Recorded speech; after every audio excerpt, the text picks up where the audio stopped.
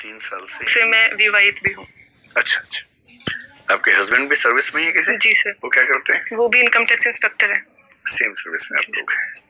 आपका selection inspector grade pay हुआ था या सब इंस्पेक्टर पे हुआ था? इंस्पेक्टर पे हुआ था। और इस परीक्षा में कितनी बार आप बैठ चुकी हैं अब तक? सर ये मेरा 5वां अटेम्प्ट है। इसके पहले क्या क्या हुआ? सर इससे पहले प्री भी नहीं हुआ। अच्छा, पहली बार प्रीलिम्स हुआ? जी सर। और उसके बाद मेंस भी और आप इंटरव्यू दे रही हैं। ठीक है, तो मेंस आपका अच्छा हुआ इस बार? सर हाँ। उम्मीद है आपको सिलेक्शन की? जी सर। कौन सी सर्विस की उम्मीद है? सर एग्जैक्टली तो नहीं बता सकती, पर कोशिश सब अपने हिसाब से सोचते हैं कि आईएएस ही मिले। आईएएस मिले। और आपकी प्रेफरेंसेस क्या हैं आईएएस के बाद? सर उसके बाद आईआरएस। आईपीएस नहीं? नहीं सर। क्यों?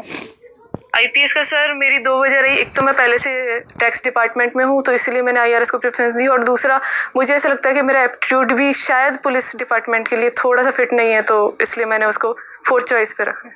मतलब एप्टीट्यूड कैसा होना चाहिए पुलिस के लिए? एप्टीट्यूड सर मैं थोड़ा शांति प्रिय अपने आप को, जैसे मैं समझती हूँ इस तरीके की चीज़ों में अपराधियों से डील करना शायद मैं इतना अच्छे सही ढंग से नहीं कर पाऊंगी जितना होना चाहिए। पुलिस तो सबसे ज्यादा शांति फैलाती है पूरे समाज में। आप चाहते हैं कि शांति कोई और फैला दे आपके लिए, फिर आप शांति से रह लें, ना कि आप शांति पैदा करें समाज में?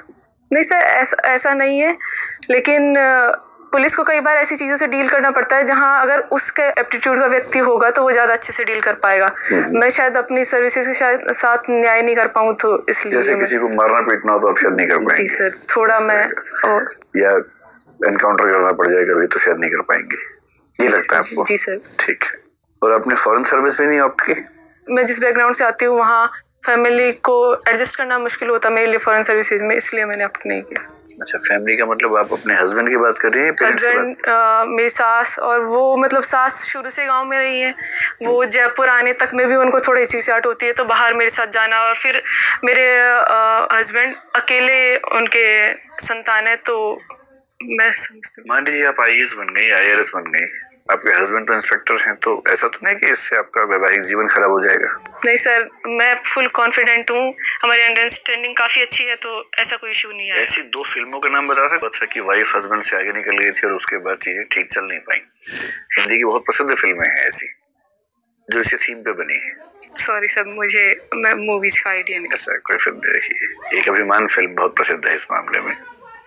मतलब ईश्वर करे कि सब ठीक रहे, मैं तो वैसे कह रहा हूँ कि एक भारतीय समाज में ऐसा भी कुछ लोग सोचते हैं। आप मुझे ये बताएं कि आप महारानी कॉलेज से पढ़ी? जी सर। डेमोक्रेसी